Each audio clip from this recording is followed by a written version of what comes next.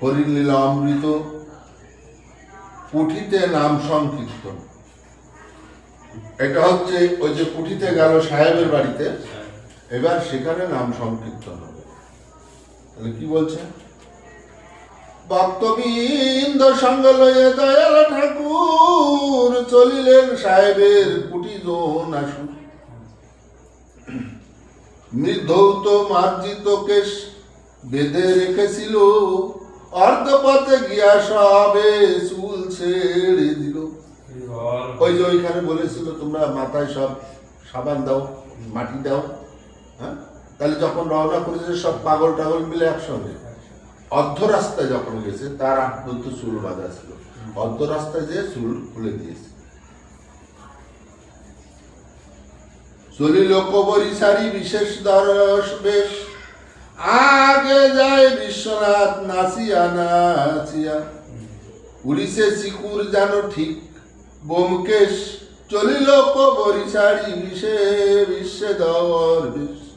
আগে যায় বিশ্বনাথ নাচিয়া নাচিয়া, তার পিছে নেচে যায় গোবিন্দ মতুয়া। এই গোবিন্দ মতুয়া, বিশ্বনাথ, এরা সব দ্বাদশ পাগলের, এরা সব ঠাকুরের ভক্তমান, ঠাকুরের সবসময় সঙ্গে থাকত। মাঝে মাঝে গোবিন্দ মতুয়া দেয় লম্ফ, জ্ঞান হয় তাহাতে হতেছে ভূমিকম্প। তাহলে তখনকার মতুয়াদের মাতাম কীর্তন, আর আমরা এখন মাতাম দিয়ে কীর্তন করি। তা তখনকার পাগল তারা মাতাম দিলে, লাভ দিলে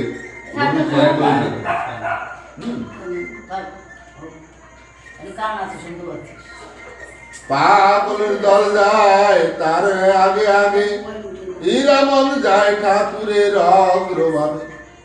ঠাকুরের পিছে পিছে যায় দশরথ, পিছেতে মতুয়া জুড়ে ঘাট মাঠ পথ। দশরথ গান করে নিজ কৃত পদ, সবে গায়ে তাহা প্রেমে হয়ে গদ গদ।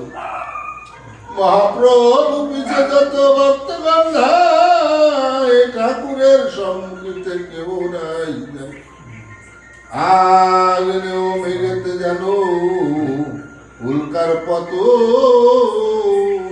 সব আকার কণ্ঠস্বর হইতেছে তার। আগে পাশে ঠাকুরের বহু লোক দায়, জড়াজড়ি ধরাধরি ধরাতে লুটাই। মাতা যখন আমরা দেখবে, যখন আমাদের মাতাম খোলায় যাওয়া হয় বা কোথাও রওনা দেওয়া হয়েছে গান মহোৎসবে যাওয়ার সময়, তখন যে মাতোয়ারা ভাব, ডঙ্ক কীর্তন, কাশি করতাল সিংহের সঙ্গে কে কার কি বৃত্তান্ত, ওই জ্ঞান তখন মতুয়াদের থাকে না। তখন সব মিলেমিশে একা। ঠিক আছে? তাই এখানে বলছে আগ্নেয় মেঘেতে যেন উল্কার পতন, সব আকার কণ্ঠস্বর হইতেছে তেমন। মানে এই যে ধ্বনি দিচ্ছে, গান করছে, যখন মেঘ হয়, উল্কা যেমন আকাশে মেঘ বিদ্যুৎ চমকায়, ওই রকম সম পরিমাণ মনে হচ্ছে। ঠিক আছে? আগে পাশে ঠাকুরের বহু লোক ধায়, ধরাধরি ধরাধরি ধরাতে লুটায়। আমরা কোলাকুলি করি, রক্ত যাওয়া সমচক্ষু কালোমণি ঘেরা, তার মধ্যে জ্যোতি যেন আকাশের তারা। ঠাকুরের আগে আগে হীরামন ধায়, ঠিক যেন বীরভদ্র যায় দক্ষালয়। তাহলে ঠাকুরের আগে আগে কে যাচ্ছে? হীরামন।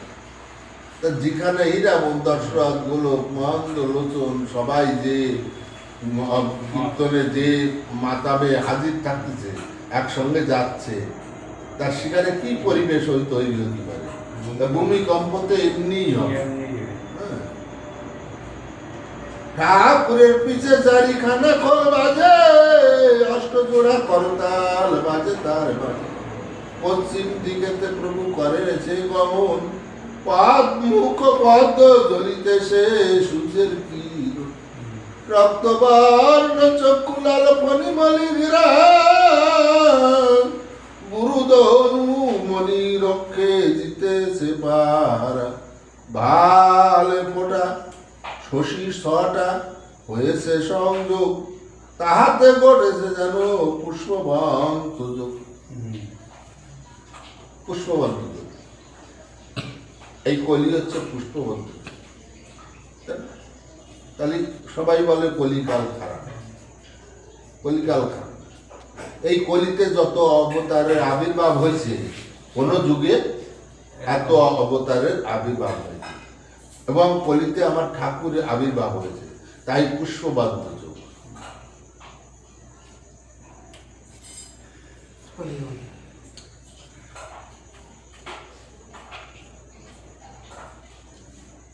দূর হতে সাহেবের করেছে দর্শন, রামতনু অগ্রে গেল সাহেবের সদন। সাহেব জিজ্ঞাসা করে রামতনু ঠাই, গোর শব্দ ভীম মূর্তি কি দেখিতে পাই। এই যে রামতনু, দশরথকে গুরু বলে মানে, এই রামতনুই কিছু সাহেবের করি।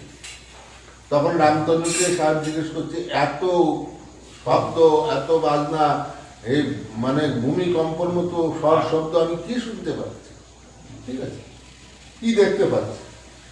বাজে কল করতাল হুঙ্কার রোল, এত লোক কোথা হতে আসিল সকল। রামতনু বিশ্বাস করেছে সাহেবে, ইচ্ছা করিলেন যে ঠাকুর দেখিবার।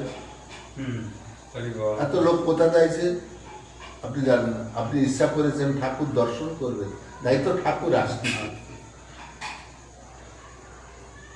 সেই প্রভু এসেছেন লইয়া ভক্তগণ, মহাসংকীর্তন যেন ভীষণ গর্জন। সাহেব কইছে তনু এত ভক্ত যার, সামান্য মানুষ নহে বুঝিলাম সাত। তাহলে সাহেব তখন রামতনুকে বলছে যে এই যে পাষণ্ড দল, তারা যা আমার কাছে নালিশ করে গেছে, কিছু না, এত মানুষ, এত লোক ভক্ত যার পিছনে নাম সংকীর্তন করে, তাহলে সে তো সাধারণ মানুষ না। কে বলছে? সাহেব বলছে। কাকে? রামতনু। রাজা রাম রত্ন রায় আমি কর্মচারী, এত লোক একত্রিত করিতে না পারি। আমি রাজা রাম রত্ন রায়ের কর্মচারী, এত লোক একত্রিত আমি কোনদিন করতে পারি। যদি একত্রিত হয় রাজদণ্ড ভাই, হে তুমি না এত লোক ভিড় কেন হয়? ভক্তবৃন্দ সঙ্গে দেখি 4-5 শত, হেলে দুলে নাচে গায় যেন মদ্যমত্ত। লোকে অসম্ভব এই অলৌকিক কার্য, খণ্ড জন্মালো কুলি করিলাম ধার্য। মানে এই এত লোক এইভাবে একসঙ্গে জড়ো করা, এইভাবে উন্মাদের মতো মাতোয়ারা হওয়া, এক সাধারণ কোনো লোকের দ্বারা সম্ভব না। এতে আমি বুঝিলাম যে উনি সামান্য মানুষ নয়।